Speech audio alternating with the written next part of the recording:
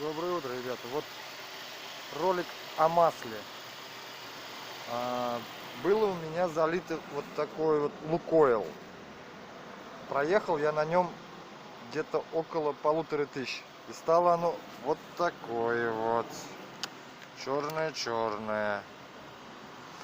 Это ладно, полбеды.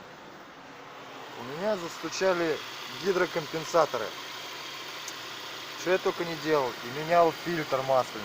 И все. Но все равно стук был. Решил я перед зимой, уже как бы на носу зима, можно сказать, октябрь, конец, поменять масло. Ну, думаю, Лукойл я уже больше лить не буду. И залил Shell 10V40. И, о чудо, гидрики перестали стучать полностью. Мотор шепчет. Так что, ребята, не лейте масло Лукойл. Все это фигня, брехня, то, что